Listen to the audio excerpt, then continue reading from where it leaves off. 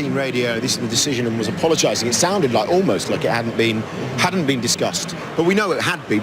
Toto was saying that yesterday after qualifying. He said we'll just discuss it in the morning. Well, they'd even said before the summer break they're free to race until after the summer break, and then from there they would maybe influence it slightly going forward.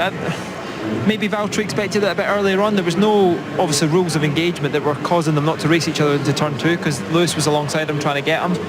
Gave Valtteri enough space, Valtteri gave him space, but Lewis had the quicker package this weekend. He just never got it together in qualifying when it mattered. If he had done that, he would have dominated, I think, but the change of position is never great what you want to see. It's not what the fans want to see, but at the same point, going forward, you'll never remember it. Yeah. They want to win the drivers, they want to win the constructors. Let's remind you how it all played out, though, over team radio. So you need to let Lewis buy into turn 13 this lap. I was going to go past the next lap. Valtteri, it's James. We had a risk with Lewis against Vettel. He has a small blister. I had to do this to make sure we secure this. I understand.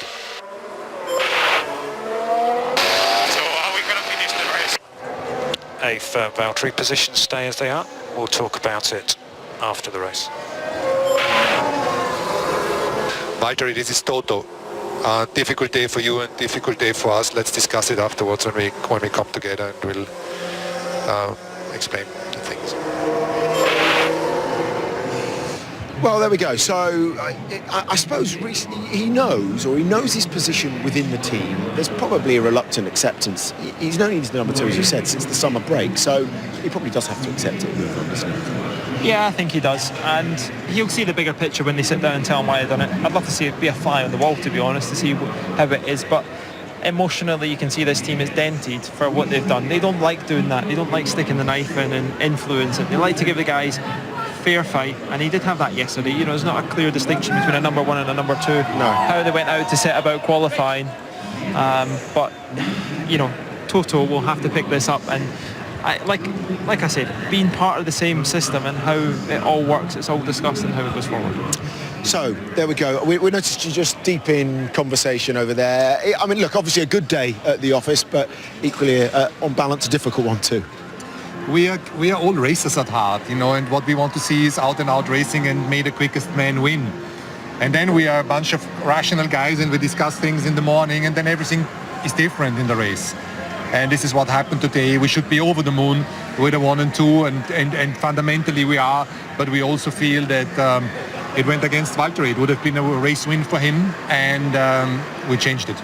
Somehow emotionally in part of Ferrari, when I was doing interviews, both guys, it is deflated, Toto. How do you re-energise that for 5 days' time? Because as you say, it was the perfect day on paper for what you could have hoped for. Yeah, you know how often we have the discussions in DTM, and it's deflating for a driver, and it's deflating for a team. But there is a harsh reality also that on such a day you can extend the lead by 7 points more for a championship that has been very tough and very difficult at times, and here you have to take it, and this is what we need to do. If you get to the point where the championship is done and you've got Lewis out in front and Valtteri in behind him, have you also discussed the fact that he might give him one back? Or is that looking a bit too far ahead? You know, this is what I said before. You want to control everything. And there's a million scenarios we discussed this morning. But we had a different one in the race. So I think we need to make a step back now after Sochi, fly back home, analyze and see what do we learn from this, from a day like today. But that's character building, isn't it? Because you know both those guys you can trust. They switched position last year in Hungary. They switched it back when you were asked, and they followed exactly what you wanted today. Yes, they did. Valtteri is such a tremendous team player. You know, Lewis was far back, and we told him to switch position in turn 13, and he did it immediately. And this is what within the team you want to have, because you need to rely on those guys in the same way they have to rely on us.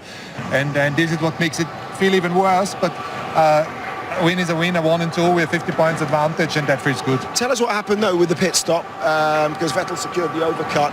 Did they just get the jump on you? Because I think Lewis was a bit bemused how that happened. Yeah, we discussed who to pit first, and then we did it with Valtteri because that would protect his win. And then it was 1 lap too late with Lewis, and he lost the position to Sebastian. And all this triggered, let's call it the mess. Yeah. Because we came out behind Sebastian.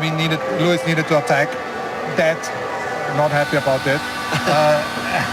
Caused the blister, and that blister we needed to protect when Sebastian was all over him. And another world-class move by Hamilton overtaking Vettel on a track that you shouldn't overtake on normally. World class, yeah. I mean, it was Max on a roll at the beginning, and Lewis's overtake for Sebastian. Okay, last one, Toto. We asked you last weekend whether you had one hand on the